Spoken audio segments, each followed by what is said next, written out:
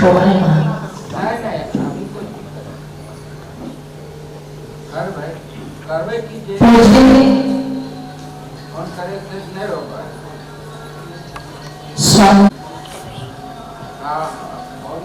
जिनकी वो तपस्थली है रोजन, उस तपस्थली से चलकर के हमारे मध्य में पहुंचे श्रद्धेय पूज्य स्वामी जी महाराज। इस पवित्र पावन यज्ञ के ब्रह्मा पद को अलंकृत करने वाले मेरी बहुत ही आदर सम्मान श्रद्धा की पात्रा पूजा आचार्य प्रीति विमर्शन जी, वेद की पवित्र ऋचाओं का मधुर गान करने वाली सभी ब्रह्मचारिणियां हमारी बहनें, दैनिक अग्निहोत्र करने वाले महर्षि दयानंद के मंतव्यों से निरंतर जो जुड़कर के इस वैदिक धर्म की अलग को जगा रहे हैं आदरणीय श्रद्धेय हमारे योगाचार्य हरिनारायण जी। इस पवित्र पावन कार्यक्रम की धुरी जिनके इर्द गिर्द घूम रही है, समालीन श्रद्धेय प्रोफेसर अशोक कुमार आर्य जी, प्रातःकाल की सभा में उपस्थित सभी धर्मिष्ठ महानुभाव, वंदनीय मातृशक्ति मेरे भाइयों और बहनों, आइए विस्तार पूर्वक चर्चा तो आगामी सत्रों में होगी। अभी तो मैं केवल इतना निवेदन आप लोगों के मध्य में कर दूं कि जिस पवित्र पावन यज्ञ को हमने किया है, इसमें हम परमपिता परमेश्वर की पवित्र पावन वाणी वेद की जिन ऋचाओं का गान करते हैं, उनमें हम परमात्मा की स्तुति भी करते हैं, उससे प्रार्थना भी करते हैं और उससे उपासना भी करते हैं। तो जिस परमात्मा की हम उपासना कर रहे हैं, जिस परमात्मा की हम स्तुति कर रहे हैं, जिस ईश्वर से हम प्रार्थना कर रहे हैं, उस प्रार्थना का महत्व एक बार महर्षि दयानंद से किसी ने पूछा, जिसको ऋषि दयानंद ने मेरी माताओं अपने अमर ग्रंथ सत्यार्थ प्रकाश के अंदर उद्धृत। वहां पर महर्षि दयानंद से मानो एक प्रश्न करता है, अगर मैं परमात्मा की स्तुति करूंगा तो मुझे क्या मिलेगा? प्रार्थना करूंगा तो क्या मिलेगा? क्योंकि ये मानव का स्वभाव है, जब तक इसे किसी कार्य में कोई लाभ प्रतीत न हो कि इससे मेरा क्या लाभ होगा, तब तक मनुष्य की रुचि पैदा होती नहीं। तो जब इससे पूछा, प्रश्न किया इसने कि यदि मैं ईश्वर की भक्ति करता हूं तो मुझे उसका लाभ क्या मिलेगा? और अपने आप ही कहा कि क्या मेरे पापों का जो फल है वो माफ हो जाएगा? क्योंकि आज अधिकांशतः व्यक्ति 3 मुख्य कारणों से परमात्मा की भक्ति करते हैं। एक तो पापों से बचने के लिए, एक लालच स्वार्थ के वशीभूत होकर के ये दे देना, ये दे देना, ये दे देना, और तीसरा डर के कारण भी करते हैं। डर है इसलिए भी करते हैं। तो उसने सीधे से शब्दों में पूछा कि यदि मैं परमात्मा की भक्ति करूं तो क्या ईश्वर मेरे पापों को माफ कर देगा? तो महर्षि दयानंद बिल्कुल स्पष्ट कहते, बिना किसी लाग लपेट के नहीं। आज आप कोई भी कथा सुनेंगे तो उस कथा में सबसे पहले जो महत्व दर्शाया जाता है वो यही दर्शाया जाता है, यदि ये कथा आपने सुनी तो आपके इतने जन्मों के पाप, जोर से बोलो, कट जाए। यदि आप गंगा जी में स्नान कर लो तो आपके जन्म जन्म के पाप कट जाएंगे। यदि आप गुरु जी की चरण शरण में चले जाओ तो आपके इतने जन्म के पाप बोलो कट जाए। यही बोलते हैं कि नहीं बोलते हैं सब? यहाँ चले जाओ तो पाप कट जाएंगे, वहां चले जाओ तो पाप कट जाएंगे, ये कथा सुन लो तो पाप दूर हो जाएंगे, ये मंत्र ले लो तो पाप दूर हो जाएंगे। संसार के अंदर ये उद्योग बहुत लोगों ने चला रखा है, पहले से चलता भी आ रहा है। यदि देखे तो जब से अंधविश्वास की परंपराएं चली महाभारत के पश्चात, और अभी ये चल रहा है, बहुत ज्यादा चल रहा है। इसलिए आप देखोगे जहां पर यह कह दिया जाता है कि इस कथा को सुन लो तो आपके इतने जन्म के पाप कट जाएंगे, वहां पर भीड़ इतनी होती है कि पैर रखने की जगह नहीं मिलती। और जहां पर यह कहा जा रहा है कि आप परमात्मा की भक्ति करोगे तो पापों का फल माफ नहीं होगा, वहां पर आप देख ही सकते हैं स्थिति क्या है। तो बड़ी सीधी सी बात है, आप भी ये कहोगे जब आप कोई लाभ ही नहीं दे रहे हो तो फिर यहां व्यक्ति क्यों आएगा? जब भक्ति करने का फल उसे ये मिल ही नहीं रहा है कि उसके पाप कट जाए तो वो यहां क्यों आए? तो विचार करना बंद हो, चिंतन करना, यदि पाप कटने की कोई व्यवस्था होती तो रावण जैसे आताताई का वध करने की श्री राम जी को कोई आवश्यकता, जोर से बोलो, नहीं होती। वो रावण को कहते तू मेरे पैरों में गिर करके माफी मांग ले और मेरा नाम ले ले और मैं तेरे सारे पापों को माफ। पर राम जी ने माफ किया क्या अत्याचारियों को? नहीं। बोल दीजिए, नहीं किया। उन्होंने तो हाथ उठा करके ये प्रण ले लिया था दंडक वन के अंदर कि निश्चर हीन करूं जगमाही, जब तक मैं इस धरती को राक्षसों से हीन न कर दो तब तक मैं शांति से बैठूंगा नहीं। आप कहोगे जी वो तो राक्षस थे, वो तो आताताई थे, तो उनके तो पाप माफ करने का कोई प्रश्न ही पैदा नहीं होता। तो चलो कोई बात नहीं, हम वहीं से उदाहरण पकड़ लेते। महाराज दशरथ धर्मात्मा थे या पापी थे? जोर से बोलिए, धर्मात्मा थे ना जी। तो धर्मात्माओं के तो पाप माफ हो जाने चाहिए कि नहीं हो जाने चाहिए? पर जिस समय श्री रामचंद्र जी वन में गए तो महाराज दशरथ के मुख से क्या निकल रहा था? हे राम, हे राम, हे राम। और जब माता कौशल्या ने उनको समझाया कि आप चिंता मत करो, हम सब समझा करके राम को वापस ले आएंगे, आप इतना पीड़ित मत रहो। उस समय मेरी माता बंधुओं महाराज दशरथ जी ने एक बात कही थी माता कौशल्या से कि हे कौशल्या देवी, आज मुझे वो श्रवण के माता पिता याद आ रहे। इन फोन को थोड़ा सा साइलेंट कर लीजिए, आप थोड़ी देर के प्रोग्राम होते हैं, बाहर जाके बात कर लीजिए। वो कहते हैं आज मुझे वो श्रवण के माता पिता याद आ रहे हैं जिन पर मैंने अपना शब्द भेदी तीर चला करके श्रवण को मार दिया था, और अपने पुत्र के लिए तड़पते तड़पते उनके माता पिता ने, क्या नाम था? पिता का नाम था शांतवन और माता का नाम था ज्ञानवती, कि जब उन्होंने तड़पते तड़पते अपने प्राण दिए थे तो मुझे यही कहा था दशरथ, आज जैसे पुत्र के मोह में हम तड़प रहे हैं, एक दिन तुम भी ऐसे ही तड़पोगे। मुझे लगता है, ये महाराज दशरथ बोल रहे हैं, मुझे लगता है कि उस कर्म का फल मुझे ईश्वर ने यहाँ पर, इसका मतलब महाराज दशरथ भी कर्म के फल से, जोर से बोलो, जब महाराज दशरथ नहीं बचे तो हम और आप बच जाएंगे क्या? नहीं। बोलो। इसलिए कोई कितना भी कहकर के अपनी दुकान चलाए, पर सच तो ये है जो कर्मों का फल, जो फसल मनुष्य ने बो दी वो काटनी तो पड़े। इसलिए ऋषि ने कहा देखो भक्ति करने से पाप तो माफ नहीं होगा। तो फिर उस व्यक्ति ने कहा फिर हम परमात्मा की भक्ति क्यों करें?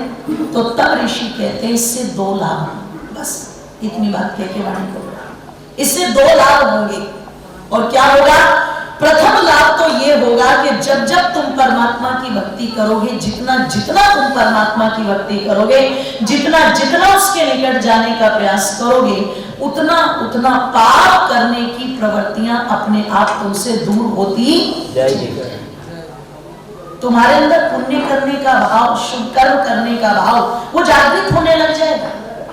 और जो मनुष्य पुण्य कर्म करने के लिए चल पड़े वो कभी पाप के मार्ग पर जाता पहला तो फल यही मिलेगा। और बोले दूसरा कि दूसरा फल बहुत बड़ा ये मिलेगा कि जो पाप पीछे कर दिए, जब उनका भुगतान करने का यानी उन पापों का दंड परमात्मा देगा तो उसको सहन करने की इतनी शक्ति, इतना आत्मबल पैदा हो जाएगा कि यदि विपत्ति पहाड़ जैसी भी होगी तो वो भी कैसी प्रतीत होगी, बोलो, राई के समान प्रतीत। इतना आत्मा में बल बढ़ जाएगा। और ये आत्मबल किसी दुकान से लेने जाओ तो मिलता नहीं है, दुनिया की किसी शॉपिंग मॉल में मिलता नहीं है, दुनिया की किसी मार्केट में मिलता नहीं है। ये आत्मबल अगर मिलता है तो केवल और केवल ईश्वर की भक्ति करने वालों को ही, बोलो, मिलता है। और आत्मबल से बड़ी कोई ताकत नहीं। इसकी चर्चा करूंगी आज बिना आत्मबल के दुनिया में क्या हो रहा है। तो कहा कि प्रथम तो व्यक्ति पापों की प्रवृत्ति से दूर हो जाएगा और दूसरा उसकी आत्मा का बल इतना बढ़ जाएगा कि पहाड़ जैसी विपत्ति भी आएगी तो वो राई के समान प्रतीत होगी। तब महर्षि राम कहते हैं क्या ये छोटी बात है? ये छोटी बात नहीं। इसलिए जब भी अवसर मिले तब तक विद्वानों के श्री चरणों में बैठ करके ये जानने का प्रयास जरूर करो कि जिस भोजन से मेरी आत्मा तृप्त होगी वो भोजन कौन सा है। तो विद्वान आपको बताएंगे वो भोजन ईश्वर की भक्ति का भोजन है, वो भोजन ईश्वर की आज्ञा पालन करने का भोजन है, वो भोजन ऋषि मुनियों के ग्रंथों में जो सिद्धांत बताए गए हैं उनको जीवन में उतारने वाला भोजन है। और जो भी भोजन कर लेता है तो उसकी स्थिति क्या बनती है, आइए दो पंक्ति कह दो कि अब सौंप दिया इस जीवन का सब भार तुम्हारे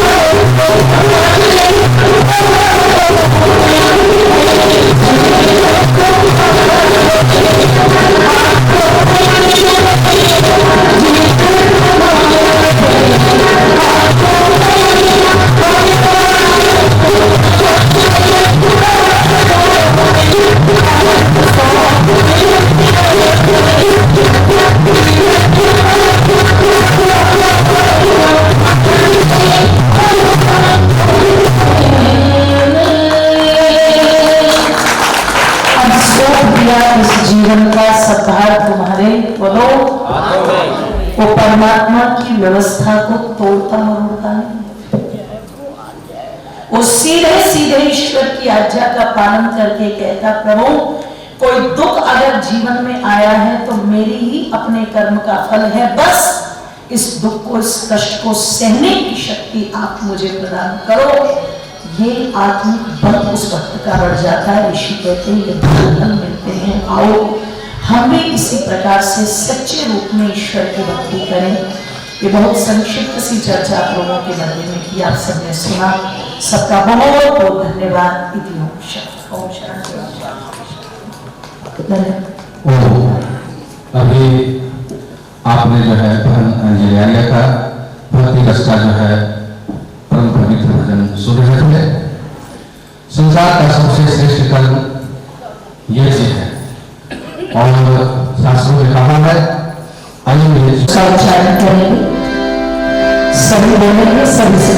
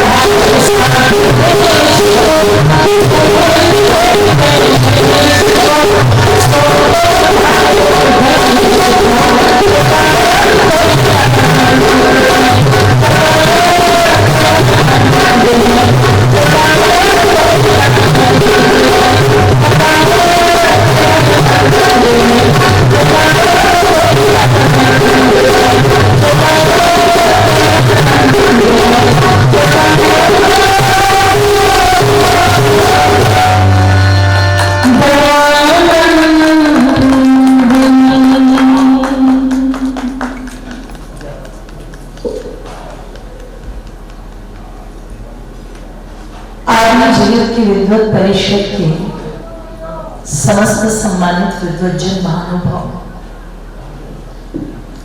अभिजीत की बहुत सुंदर काव्य रचना को आप सुन रहे थे। संपूर्ण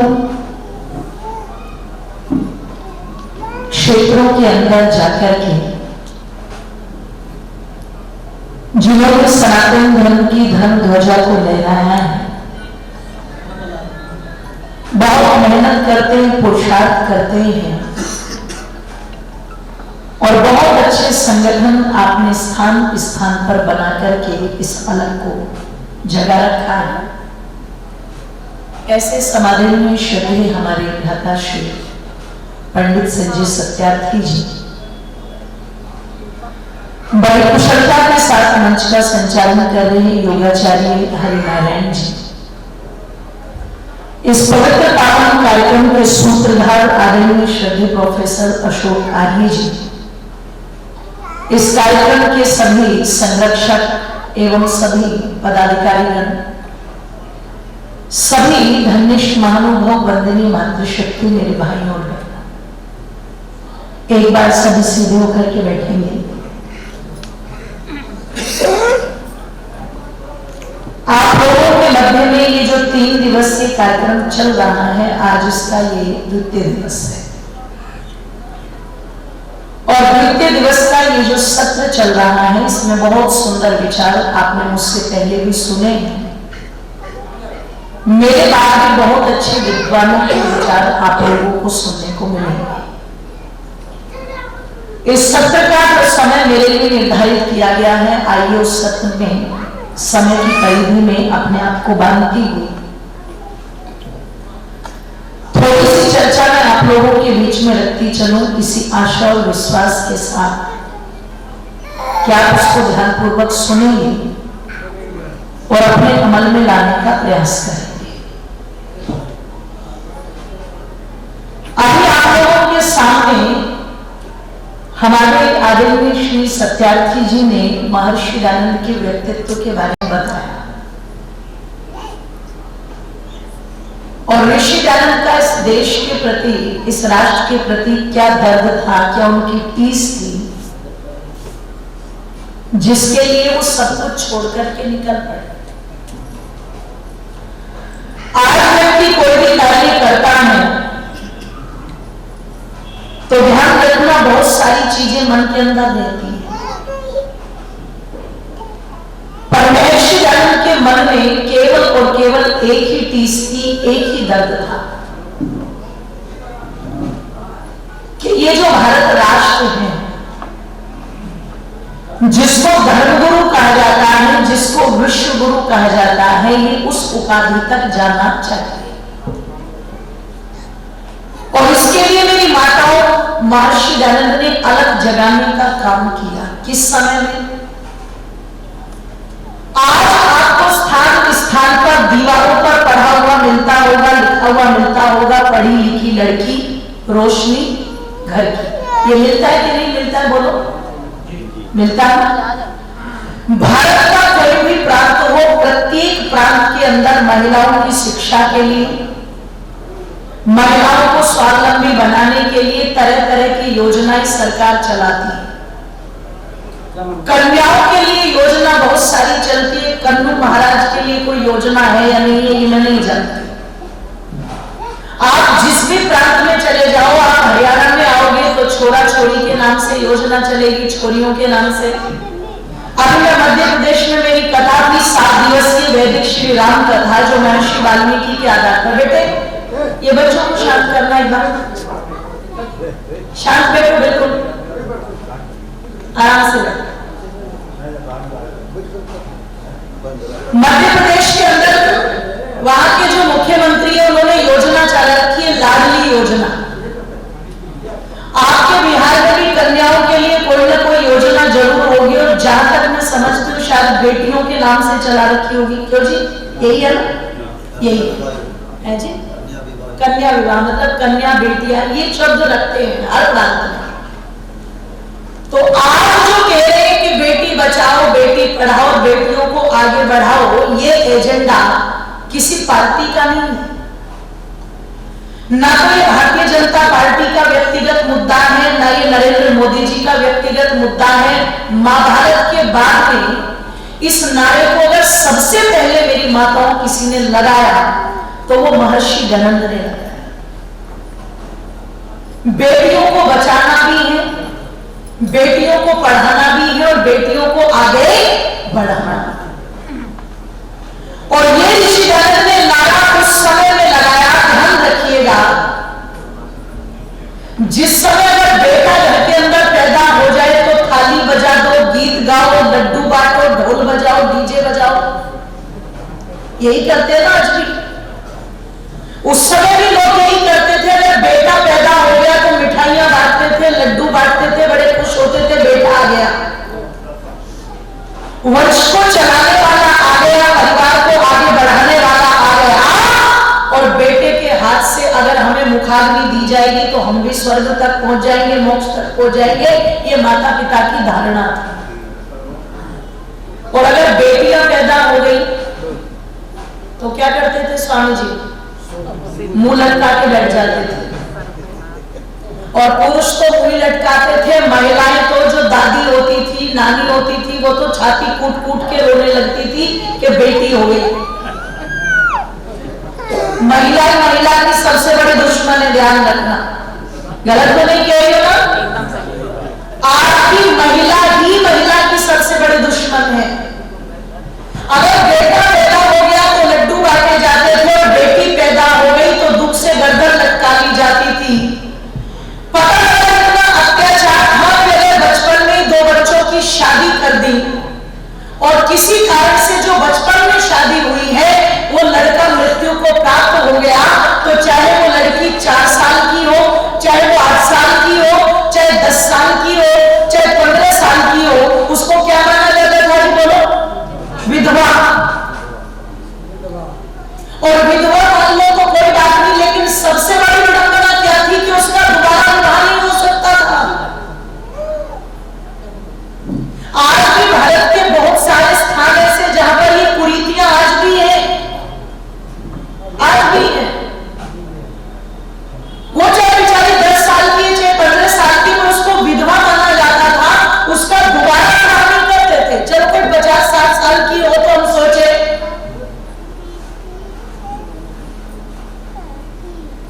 लेकिन नन्ही सी आयु में भी अगर वो विधवा हो गई तो विधवा ही है, विवाह नहीं कर सकते। दूसरी कुरीति। और तीसरी, एक पति मर गया है तो फिर एक काम करो, पति के साथी से जीवित चिता में जला दो। और लोगों ने इस धर्म का नाम क्या रखा? सती धर्म।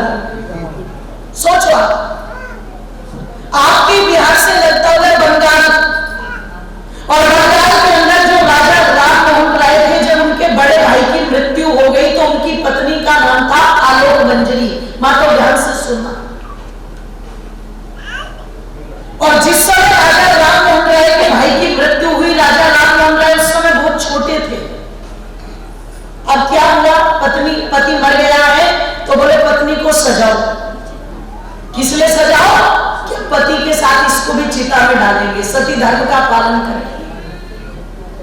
तो कहते जब उनकी भाभी को भी सजा धजाने लगे तो जो राजा राम मोहन राय थे वो बहुत छोटे थे, माता पिता की मृत्यु पहले ही हो चुकी थी। कृपया बातें न करें। आपकी आवाज मंच तक आ रही है?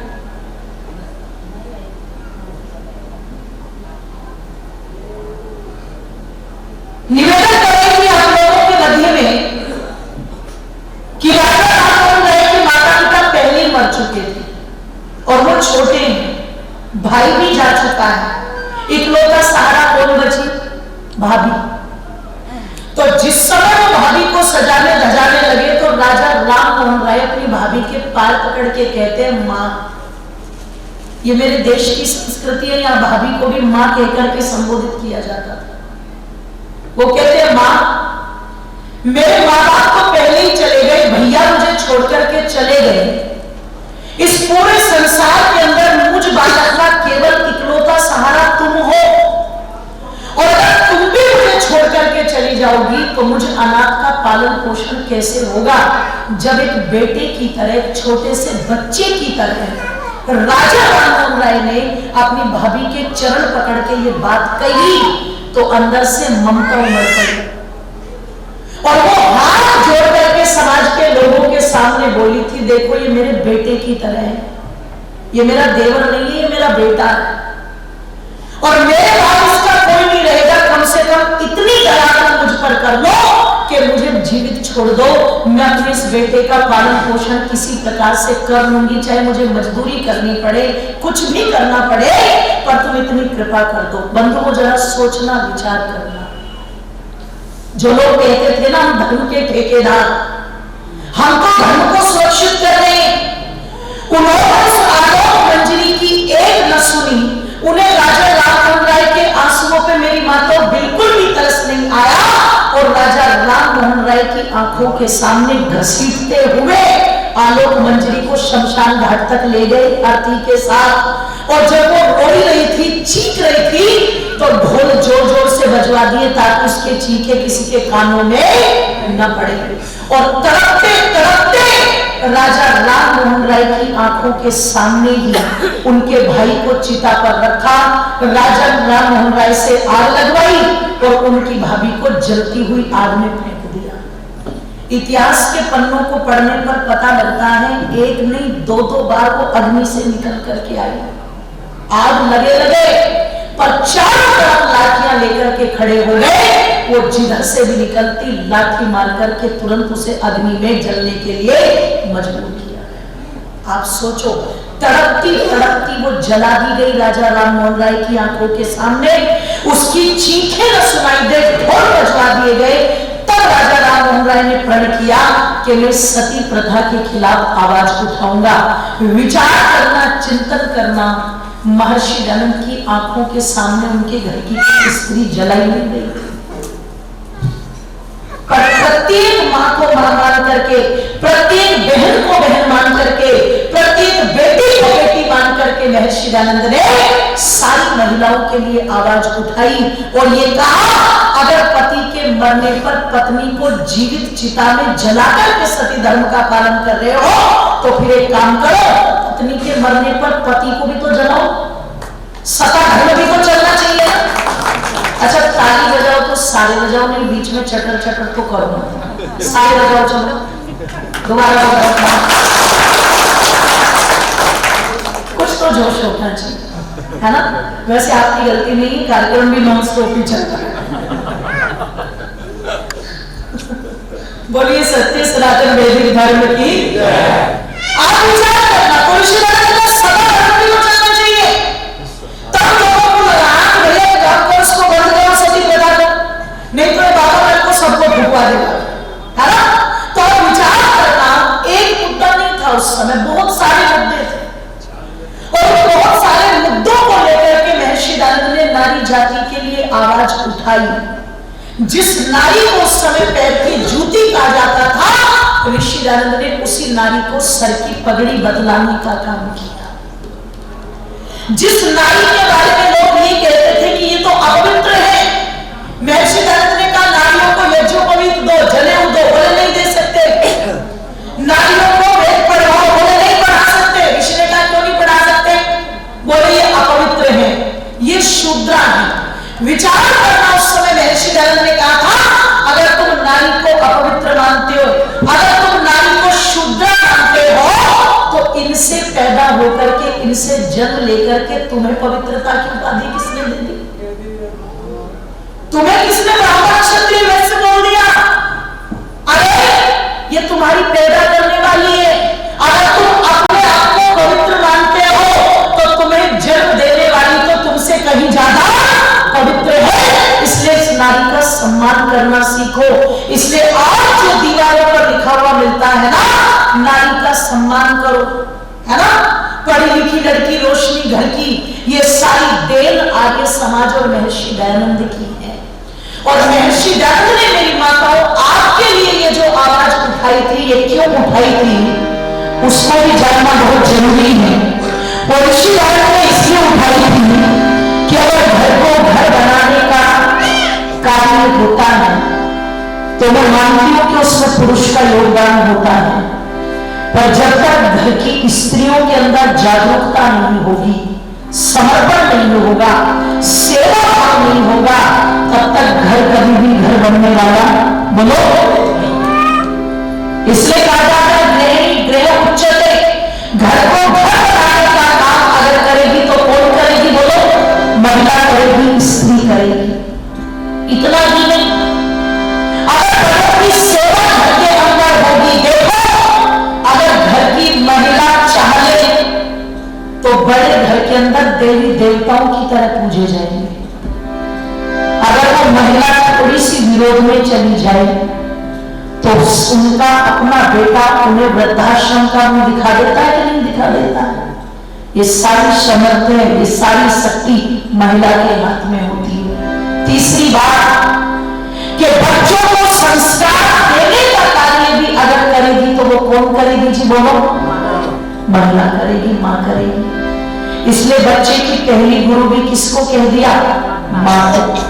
और शास्त्र क्या कहता है? माता निर्माता भव। ये निर्माण नहीं है। इसलिए पूरी तरह से अगर देखा जाए तो तुम्हें राष्ट्रीय आधार माता इसलिए कहा, महर्षि गण ने तुम्हारी वकालत इसलिए इतनी अभी की कि तुम सबल बनाने का काम करती हो, चाहे परिवार हो चाहे समाज हो, क्योंकि परिवार ही समाज की महत्वपूर्ण धुरी है।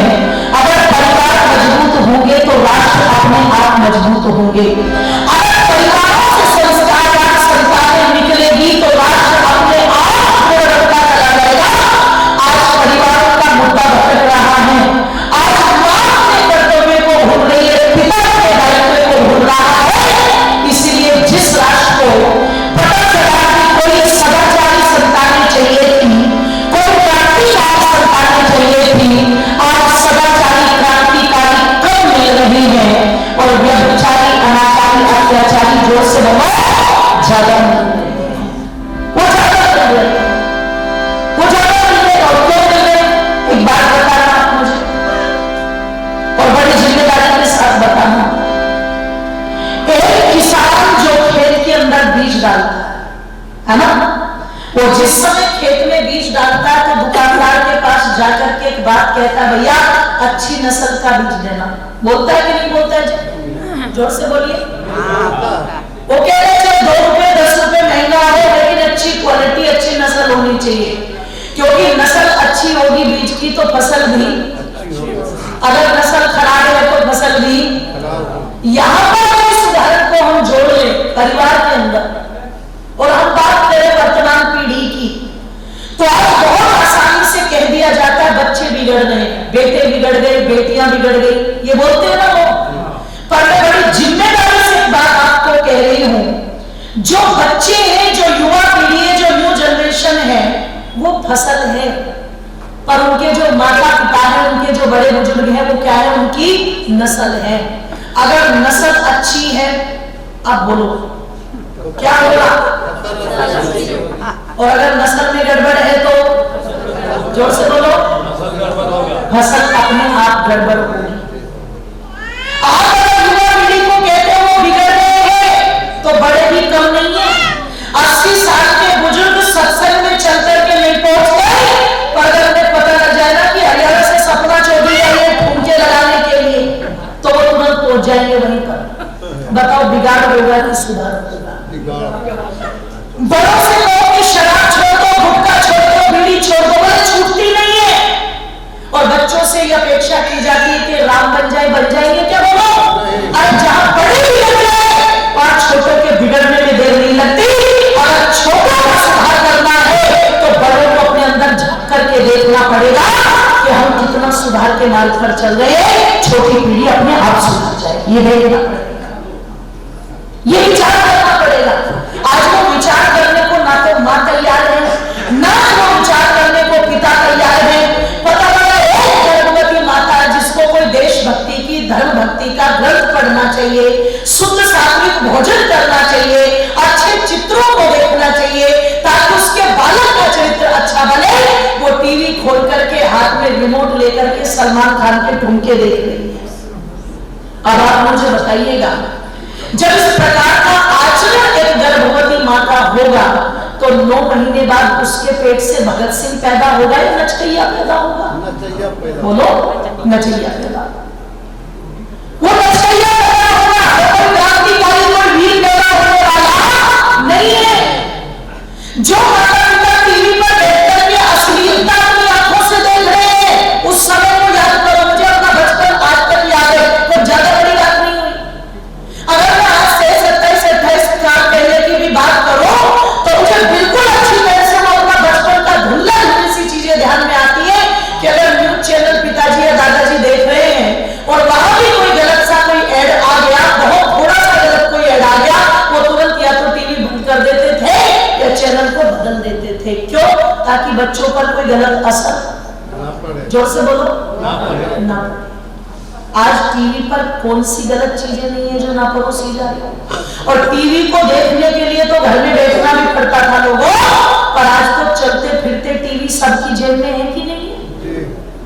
बोलो जी, सबकी जेब में है, सबकी जेब में। और बड़े तो चलो कुछ समझदारी से निर्णय कर भी लेंगे, पर मेरी माताओं ने तो इतने से बच्चों को, वो दूध पीते भी बच्चे ना, दूध पीते भी, उनके सामने भी मोबाइल घुसा देगी, ले मोबाइल में देख करके दूध पी ले। और वो शेर का बच्चा ऐसा है, चाहे फिर उसे पूरा दिन दूध ना मिले, बस उसे मोबाइल मिल जाए, उसी पे चिपका रहेगा। छीन लो तो रोने लगता है, और दे दो तो जोर से बोलो चुप हो जाता है। तो माता ही सोचती है चलो इसके बहाने चुप हो रहा है, तुरंत उसे अपना मोबाइल पकड़ा देती है। एक बात बताओ, जब मोबाइल नहीं थे तब माँ ने बच्चे नहीं पाले क्या? क्यों जी, पाले कि नहीं पाले? आज से ज्यादा अच्छी तरह पाले, आज से ज्यादा अच्छी तरह संस्कार दिए। आज तो मोबाइल पकड़ा करके माताएं मोबाइल पर चिपका रही है। उस समय की माताएं अपने सीने से बच्चों को लगा करके कहती थी शुद्धों सी बुद्धों सी, अरे तो शुद्ध है तो बुद्ध है, और इस प्रकार के संस्कार देती थी। तो वो जीजाबाई जैसी माँ छत्रपति जैसे शिवाजियों को पैदा करती थी। ध्यान रखना, वो नचकैयों को पैदा नहीं करती थी। 14 वर्ष की आयु छत्रपति शिवाजी की, और छत पर लेकर के चढ़ गई माँ जीजाबाई, और छत पर ले जाकर के सिंगर के किले को दिखा करके कहती है देख शिवा, सामने वो किला नजर आ रहा? हाँ मां, नजर आ रहा है। किला किसका है? कि मां सिंगर का किला है। और झंडा? बोले मां झंडा तो हरे रंग का चांद सितारे वाला झंडा है, अपना झंडा नहीं है। तो जीजाबाई कहती है मेरे लाल, जिस दिन के लिए तुझे पैदा किया था वो दिन आ गया, वो दिन आ गया। 14 साल की उम्र छत्रपति शिवाजी की केवल, और मां क्या कह रही है? अगर वो किला अपना है तो उस पर झंडा भी अपना ही होना चाहिए। मैं प्रातः काल के सूर्य की प्रतीक्षा नहीं करूंगी, मुगलों का झंडा मुझे नीचे चाहिए, और अपनी संस्कृति का उस किले के ऊपर लहरते हुए देखना चाहती है, बस इतना चाहती है उससे। वो लोगों, एक बार इतिहास के पन्नों को पढ़ करके देखना, अगले दिन का सूर्य उदय नहीं हुआ था, मुगलों का झंडा नीचे पड़ा था, और अपनी सनातन धर्म संस्कृति का गेरवा किले के ऊपर लहरा रहा था। इन संस्कारों को देने वाली वो एक मां जीजाबाई थी। जरा चिंतन करो, आज तुम्हारे 14 वर्ष के बच्चे मोबाइलों में उलझे पड़े, मोबाइल पर अश्लीलता देख रहे हैं, और जो देखेंगे जो सुनेंगे उसी को करने का प्रयास करेंगे कि नहीं करेंगे? बोलो, उसी को करने का प्रयास करेंगे ना। इसलिए दिल्ली के अंदर जो एक घटना हुई जिसने पूरे देश को दहला रखा है, वो 35 टुकड़े, वो 35 टुकड़े की योजना कहां से आई? कहां से आई आपके दिमाग में? 2 दिन पहले मोबाइल पर एक पिक्चर देखी, और पिक्चर के अंदर ऐसे टुकड़े किए गए थे, ऐसे टुकड़े किए गए थे, और उसने तुरंत कर दिए 35 टुकड़े। किसके कर दिए? उसके कर दिए जो अपने माँ बाप के 25 साल के लाड़ प्यार को भूल करके और 2 महीने की नैन मटक्का में घर छोड़ करके चली गई।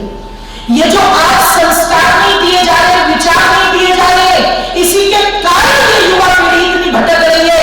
अगर संस्कार आने ठीक से दिए होते, विचार आने ठीक से दिए होते, तो 35 टुकड़े करवाती नहीं, उसके 65 टुकड़े करके अपने घर पर आती। ध्यान रखिएगा।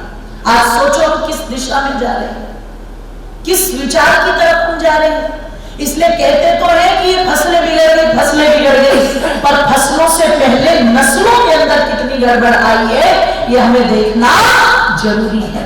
इसलिए मेरी माताओं, तुम नस्ल हो, पिता नस्ल है। अगर ये सुधर जाए तो संतान रूपी फसल अपने आप सुधर जाएगी। इसलिए महर्षि गरुड़ ने बल दिया था कि हे मातृ शक्ति, तू सबल बन, तू दृढ़ बन, तू नहीं सोचना तू राष्ट्र का आधार बन, क्योंकि अगर तू राष्ट्र का आधार बनेगी तो क्या होगा?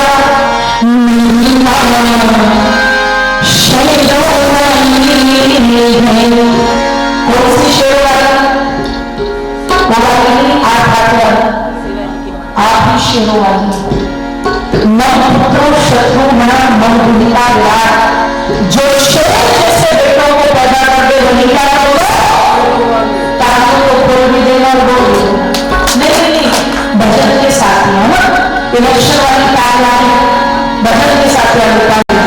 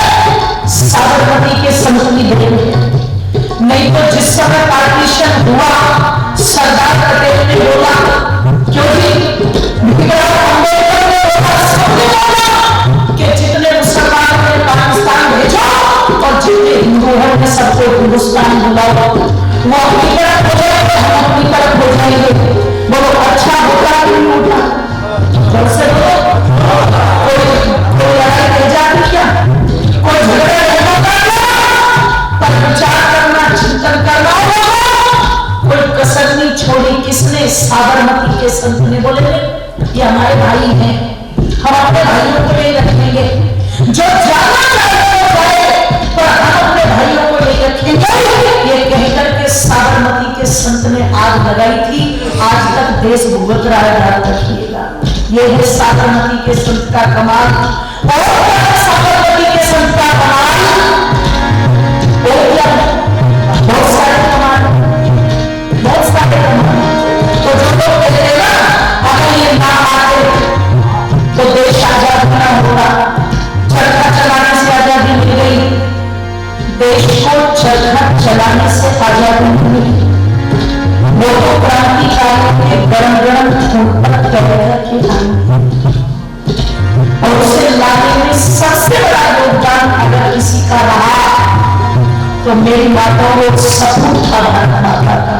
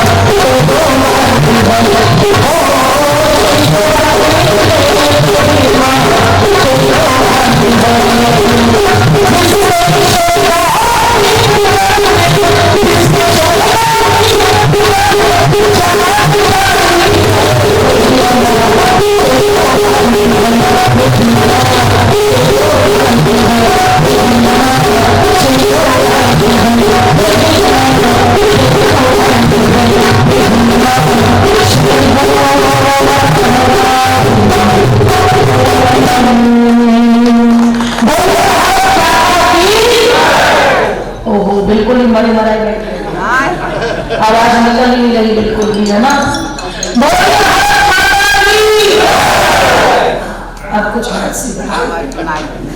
निवेदन कर दूं, इसलिए मेरी माताओं आपको प्रधानता इसलिए दी गई कि अगर ऐसे ऐसे पुत्र चाहिए, कैसे कि यार सभी को आज अलग नेता बनना, इस भारत की आजादी के वो अग्रणी दूत निवेदन कर दो जिनके जीवन में महर्षि दयानंद की प्रेरणाएं दौड़ रही थी स्वदेश के लिए और वो इस पथ पर आगे बढ़े। ये थोड़ी सी चर्चा मैंने की है। ऐसे ऐसे वीर सपूतों को जो पैदा करोगी मेरी माताओं, वो आप ही तो हो। इसलिए जितना सशक्त आगे समाज मातृशक्ति को बनाता है, उतना कोई दूसरा, बोलो, दूसरे तो कमजोर करते हैं, आज भी करते हैं। महिलाएं गायत्री मंत्र नहीं बोल सकती, बड़े बड़े शंकराचार्य, और मैंने चैलेंज किया था सबको, मैंने कहा जो लोग कहते हैं कि महिलाएं गायत्री मंत्र नहीं बोल सकती वो आ जाए और आगे समाज से शास्त्रार्थ कर ले, ताकि तुम्हें पता लगे कि महिलाएं बोल सकती है या नहीं बोल सकती। आर्य समाज तो मातृशक्ति को बहुत मजबूत बनाता है, और मैं ये भी कहूंगी मजबूत बनाने के चक्कर में कुछ कुछ तो इतनी मजबूत बन गई, इतनी ऊपर उठ गई कि अब उन्हें नीचे बैठना मुश्किल हो रखा है। तो माताओं की मर्यादा क्या है, किन मर्यादाओं में रह करके वो कार्य करके अपने परिवार, समाज और राष्ट्र को मजबूती प्रदान कर सकती है, इसकी चर्चा आगामी सत्रों में करेंगे। अभी जो विषय था महिला सशक्तिकरण का, मैंने थोड़ी सी चर्चा उस पर की, आप सबने सुना। सबका बहुत बहुत धन्यवाद। ओम शांति शांति शांति।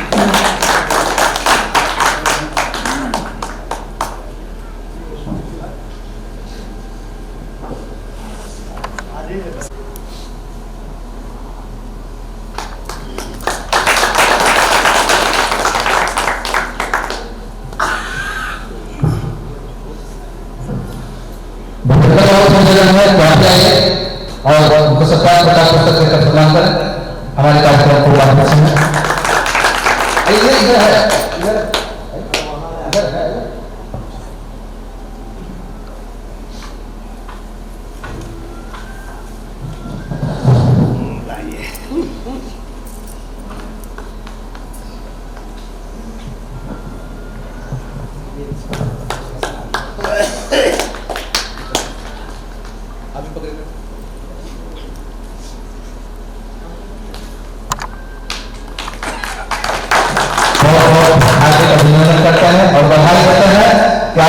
जो है भविष्य उज्जवल है और बाहर की जनता को जो है उनके जो है जो मनोकामना है उनको पर खड़ा होकर करके काम करते रहे।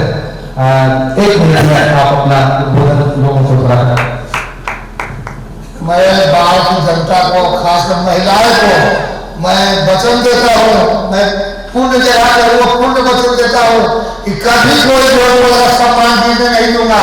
अब बाहर अपनी नगर परिषद हमें जो सम्मान दिया है मैं उसका इतिहास करा के दिखा दूंगा। कभी जरूरत पड़े बात को भी कॉल किया जाए, कोई घर न घटे, कोई चीज हमसे सहयोग होगा, हम जगह होगा उतना करूंगा। मैं चाहता हूँ कि बाहर का मान सम्मान बढ़ते रहे।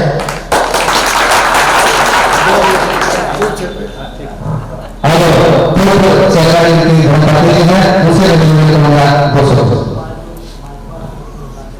सबसे पहले आज इस कार्यक्रम में स्वामी सदानंद जी के बलिदान दिवस के अवसर पे उनके चरणों में कोटि कोटि में प्रणाम करती हूँ। अभी यहाँ पर सभी उपस्थित माता पिता को मैं प्रणाम करती हूँ और छोटे को प्यार। अभी हमारे दीदी जो भी बड़ी बहन ने इतनी अच्छी बात बताया है, उन्होंने उनको बात को ध्यान दिया जाए। अब महिला कोई चीज में पीछे नहीं है, सबसे आगे। ये मत समझिएगा, एक महिला हम भी है, हम भी समझ सकते हैं। इसीलिए सभी महिलाओं का धन्यवाद। सभी भारतीय जनता को मेरा प्यार, धन्यवाद। बहुत बधाई। इसी तरह से खुश होकर के सभी महिलाओं को सबको सम्मान करते हुए और राजनगर का विकास करते हैं। आपका भविष्य उज्जवल हो।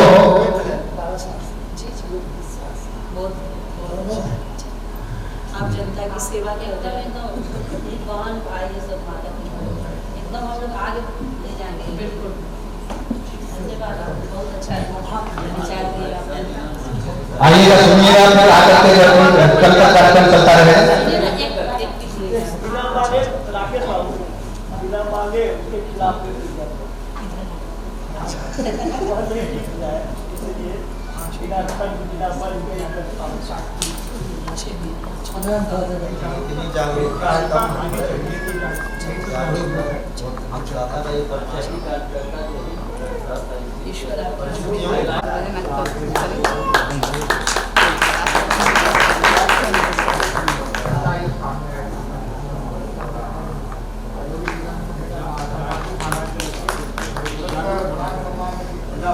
देखिएगा।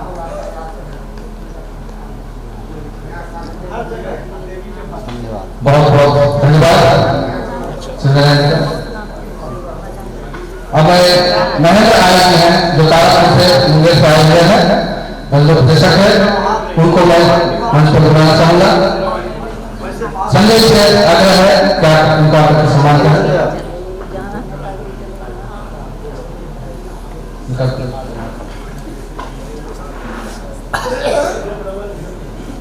खड़ा होइए।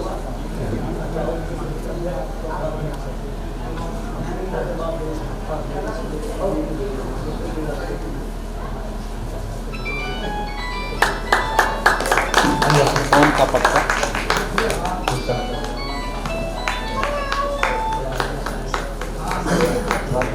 सीधा दिए सत्या। हाँ कौन कहो नहीं बहुत बहुत धन्यवाद।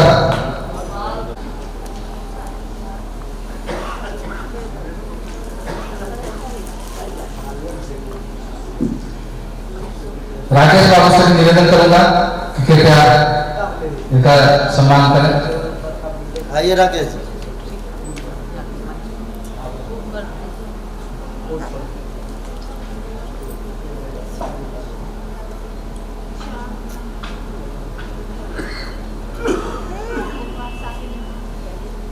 आप लोग तालियां भी बजाइए।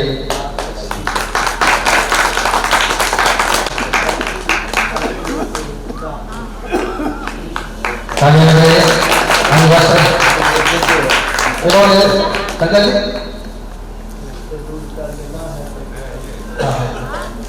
एक सत्याप्रकाश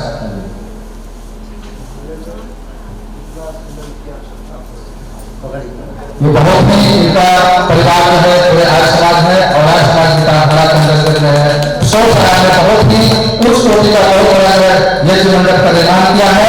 और अभी कुछ दिन पहले वहाँ पर एक बहुत अच्छा कार्यक्रम हुआ है। देखिए ये नरेश चंद जी आर्य, इनकी धर्मपत्नी मीना आर्य है। ये दोनों आर्य समाज के बहुत ही श्रद्धावान कार्यकर्ता हैं और आपको जानकर बड़ा आश्चर्य होगा, इन्होंने इनके भाइयों ने सबने मिलकर के 100 साल आर्य समाज में बिहार का सबसे नंबर 1 यज्ञशाला निर्माण किया अपने खर्चे से। ये पूरे बिहार में सबसे भव्य यज्ञशाला 100 साल आर्य समाज का है, जिसका निर्माण इन्होंने करवाया। और अभी 10 दिन पहले इन्होंने अपने व्यवस्था से पूरे भाई मिलकर के उत्सव करवाए अपने खर्च से।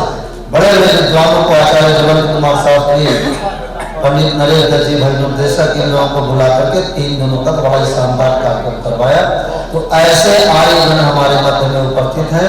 हम इस मंच पर इनका वंदन और अभिनंदन करते हुए आह्लादित हो रहे हैं। आप सबका बहुत बहुत धन्यवाद नरेश जी। इसी प्रकार आज समाज को सहयोग करते हैं। बहुत बहुत धन्यवाद सरकार जी और आगे जी का कि हमारे अतिथियों का सम्मान सहयोग किए।